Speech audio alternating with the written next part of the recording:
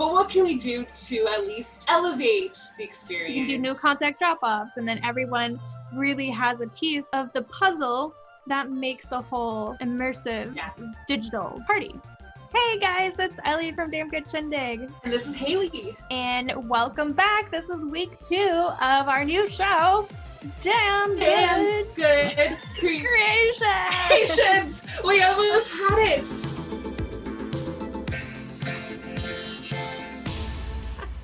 We're so excited to have you guys here with us today. We are going to talk about immersion, and we're got some awesome DIYs for you guys. It's going to be wonderful. So come on, let's get started.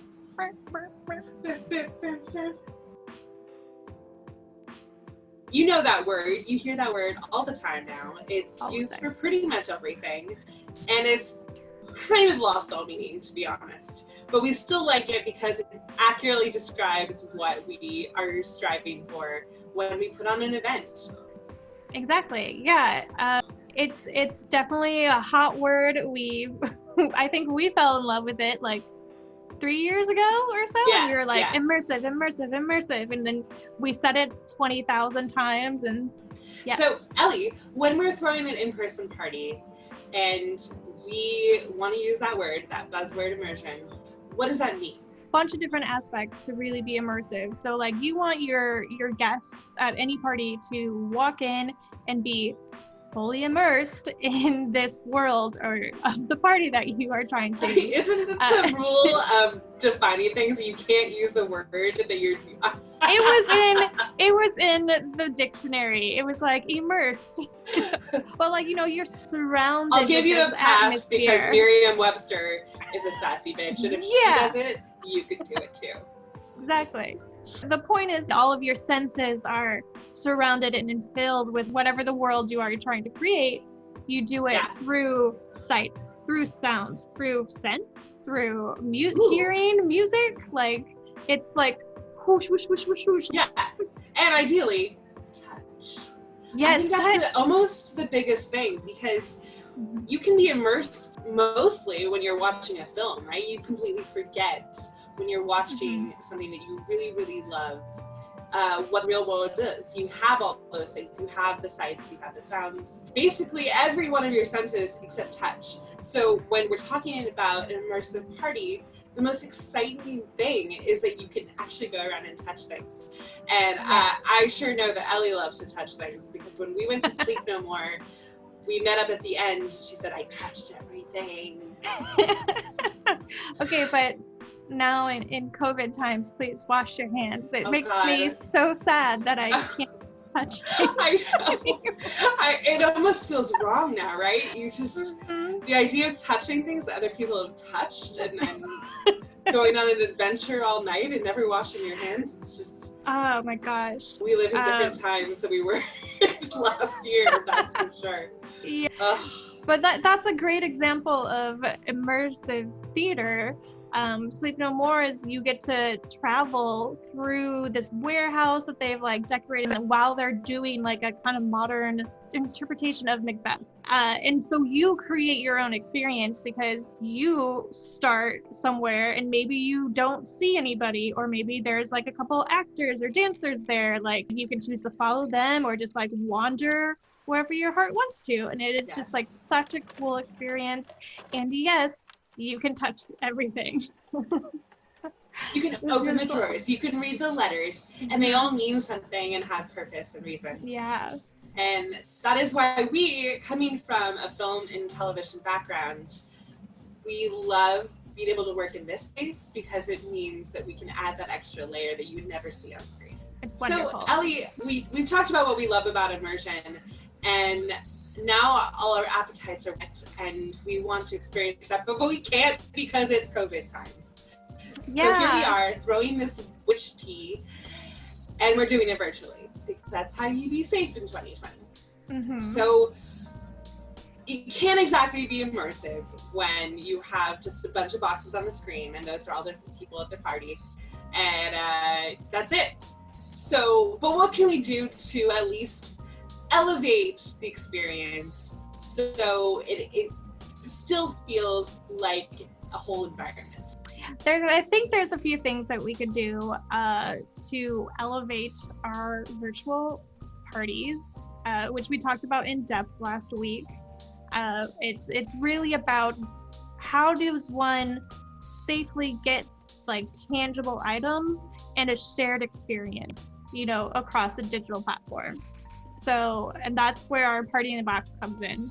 So I think that's kind of like a Hail Mary like cheat. The Party in the Box, like you can do no contact drop-offs, and then everyone really has a piece of the puzzle that makes the whole immersive digital party. And I think it's really important to have that to really bring people together and have this shared experience. Definitely. When we're so like far apart from each other these days, you know? Yeah. We talk a lot about how an immersive experience, immersive party should start as soon as you walk through the door to the second you exit. Mm-hmm. But really, that actually starts earlier. That starts with the invitations. Exactly.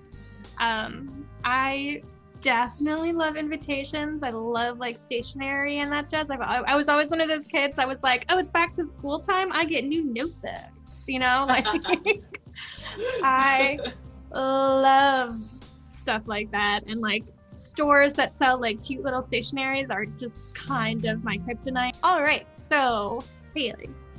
Yes, Ellie. Are you ready for this invitation? I am so ready.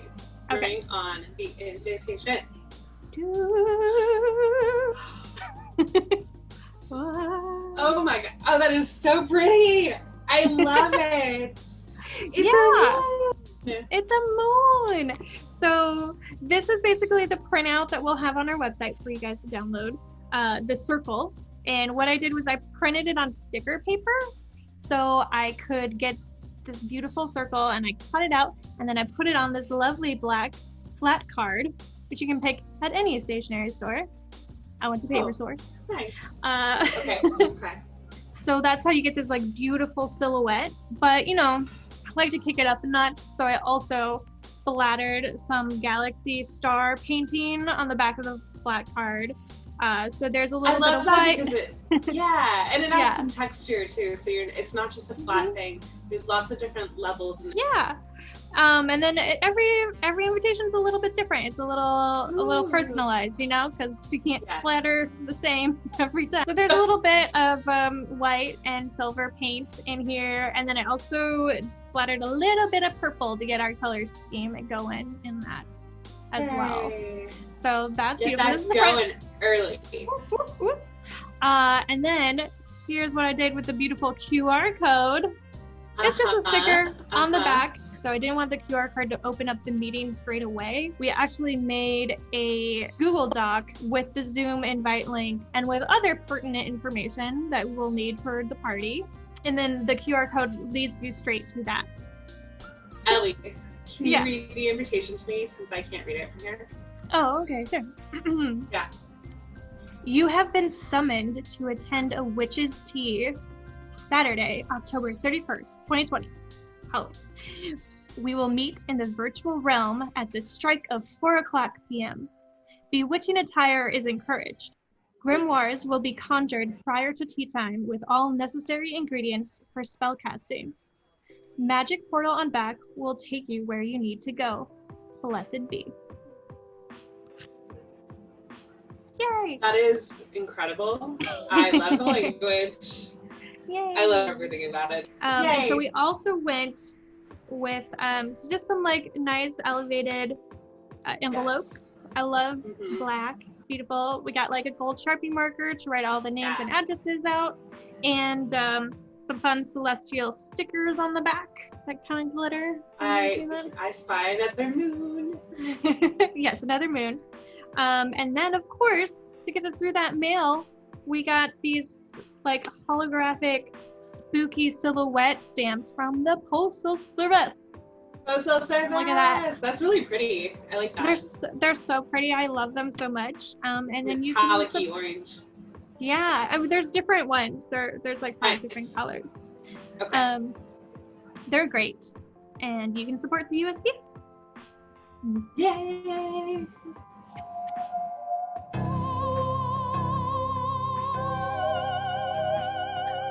So our invitations are out there in the world, Yeah. and you guys can make yours too now. And that's really the first step in creating your immersive virtual party. But something that's pretty big, especially for a Zoom party, is your background. Yeah. I mean, that's very true. So we came up with some cool backgrounds that everyone can download for their party. We found some beautiful collections of images, threw them all into a cauldron and mixed them up and added some VGS magic, and now you can download them. They come with some issues, as all Zoom backgrounds do, which we actually discovered the other night when we were testing them out. That's going to be a definite challenge when you have an epic floral crown that you've created and it does not show up on the background. Yeah. It might be something fun to turn on just for like screenshots. You know, you're posing with your all cohesive background or something, but you might not be able to see things. You know, technology, it's got its issues. Man. And here we thought everything would go perfectly, didn't we, Ellie? Yeah. Oh, That's always how things go. So that was fun. But you can also encourage people to decorate their physical spaces. And, well, many may not want to, or just throw up something fun. Some people could get really into it, and that's always an enjoyable activity, at least for us, to see when people try to do that. So my craft this week, Ellie, was the foreground element. And I got really inspired by the prayer candles at the dollar store. And I was thinking about what we could put on the prayer candles. I could totally design some labels or some really cool graphic stickers, and we could put them on.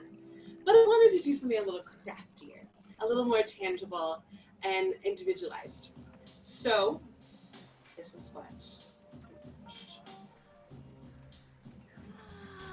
Look at it! Oh, it has the moon phase on it. I love it. Phases of the moon, yes. Oh. And as your candle burns down, you go from phase to phase.